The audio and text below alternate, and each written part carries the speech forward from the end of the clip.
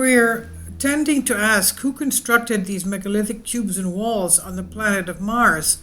These are Curiosity rover NASA images, and these look like they're constructed.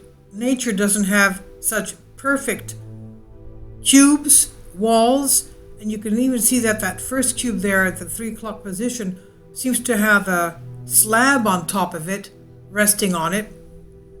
Now let's remember what the scientists found on Mars was a xenon isotope that is only found in areas that have had a nuclear blast of some kind.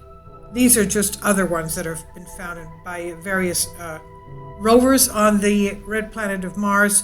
We even have hieroglyphs and very strange types of domes. We even have construction that looks a little bit like what we have on a tomb in Japan, and even things that look like faces cut off, certain statues, and this is the face on Mars with the plateau of pyramids.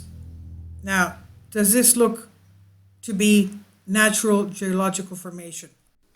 It appears that with all these images coming to us, we can't have doubt that the planet Mars was once an inhabited planet.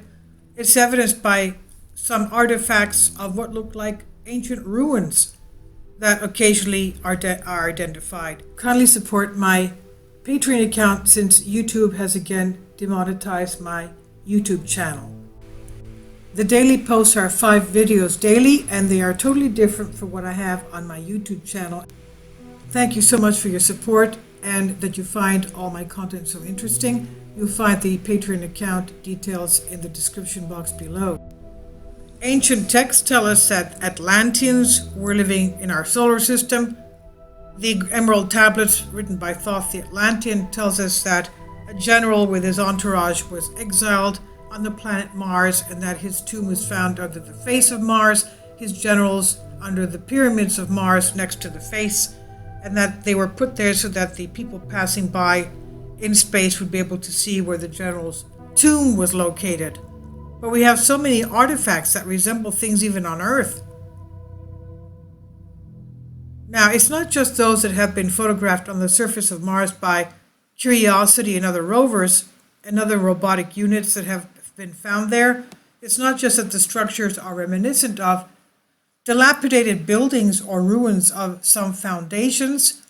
It's not only the pyramidal structures and shapes that refer to sphinxes, so the mind directs you to think that they are artificial by some culture. There are many who consider all this to be paradoxical. There are too many questions raised. But what about the Curiosity rover gigapad image? This thing giving us the image of it's not an optical illusion, or is it a visual illusion?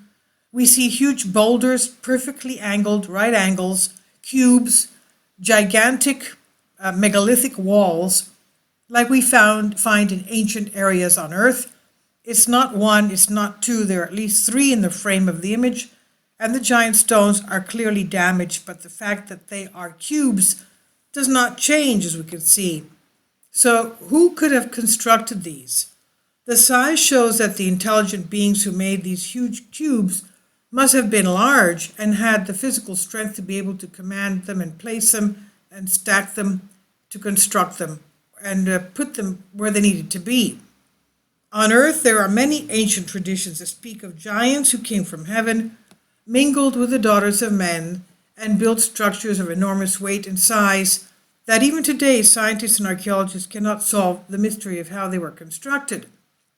Could they have been the ones who, after building giant structures on Mars and the Moon and elsewhere, perhaps came to our planet and continued the same type of construction they developed on other planets?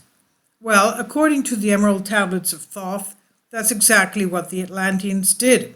They were extraterrestrials, and they had special ancient technology and knowledge that they had. They had flight, space flight, interstellar flight, interdimensional switching, and they were so abusive of the knowledge that they had that Thoth the Atlantean, in his Emerald Tablets, and you'll find a playlist in my videos. I've read those 42 books for you. Amazing stuff that he has in there. He says it was a matter of time before the narcissistic, selfish Atlanteans were put an end to by divine intervention. And according to ancient texts, this happened about the time of the Younger Dryas comet, about 13,000 years ago.